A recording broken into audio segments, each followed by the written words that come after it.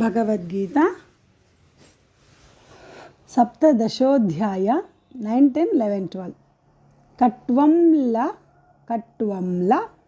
मागेलावत्तिदे कट्वंल लवण त्युष्ण तीक्ष्ण रूक्ष विदाहिनः आहार राजसस्येष्टा दुःखशोक मयप्रदाः कट्वंललवणात्युष्ण तीक्ष्णरूक्षविदाहिनः आहारा राजसस्येष्टा दुःखशोकामयप्रदाः यातयामं गतरसं पूतिपर्युषितं च यत् उच्छिष्टमपि चामेध्यं भोजनं तामसप्रियं यातयामं गतरसं पूतिपर्युषितं च यत् उच्छिष्टमपि चामेध्यं भोजनं तामसप्रियम् अफलाकाङ्क्षी बिर्यज्ञो विधिदृष्टो य युज्यते यष्टव्यमेवेति मनः समाधाय स सात्विकः अफलाकाङ्क्षिभिर्यज्ञो विधिदृष्टो य युज्यते यष्टव्यमेवेति मनः समाधाय स सात्विकः अभिसन्धायतु फलं दम्भार्थमपि चैव यत् युज्यते भरतश्रेष्ठ तं यज्ञं विद्धि राजसम्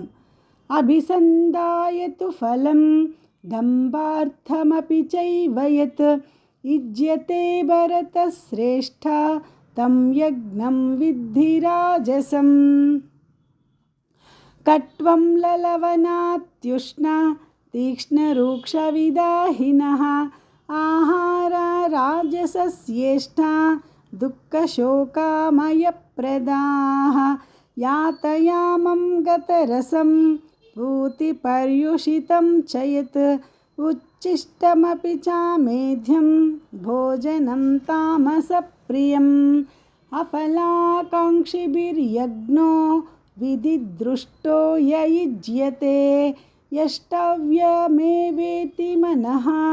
समाधाय स सात्विकः अभिसन्धायतु फलं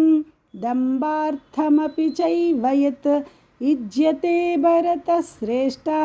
तं यज्ञं विद्धि राजसम् भगवद्गीता 13, 14, 15, 16 श्लोकास् सप्तदशोऽध्याय 17th अध्याय विधिहीनम सृष्टान्नं मन्त्रहीनम दक्षिणं श्रद्धा विरहितं यज्ञं तामसं परिचक्षते देवद्विज गुरुप्राज्ञ पूजनं शौचमार्जवम् विधिहीनमसृष्टान्नं मन्त्रहीनमदक्षिणं श्रद्धाविरहितं यज्ञं तामसं परिचक्षते देवद्विज गुरुप्राज्ञ पूजनं शौचमार्जवं ब्रह्मचर्य महिंसा च शारीरं तप उच्यते देवद्विज गुरुप्राज्ञ पूजनं शौचमार्जवं ब्रह्मचर्य महिंसा च शारीरं तप उच्यते अनुद्वेगकरं वाक्यं सत्यं प्रियहितं च यत् स्वाध्यायाभ्यसनं चैव वाङ्मयं तप उच्यते अनुद्वेगकरं वाक्यं सत्यं प्रियहितं च यत् स्वाध्यायाभ्यसनं चैव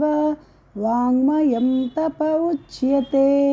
मनःप्रसादः सौम्यत्वं मौनमात्म विनिग्रहः भावसंशुद्धिरित्येतत् तपो मानसमुच्यते मनःप्रसादसौम्यत्वं मौनमात्मविनिग्रहः भावसंशुद्धिरित्येतत् तपो मानसमुच्यते विधिहीनमसृष्टान्नं मन्त्रहीनमदक्षिणं श्रद्धाविरहितं यज्ञं तामसं परिचक्षते। देवद्विजगुरुप्राज्ञा पूजनं शौचमार्जवम् ब्रह्मचर्यमहिंसा च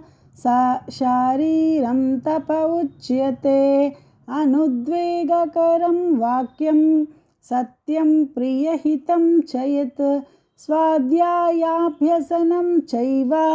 वाङ्मयं तप उच्यते। मनःप्रसादः सौम्यत्वं मौनमात्मविनिग्रहः भावसंशुद्धिरित्येतत् तपो मानसमुच्यते।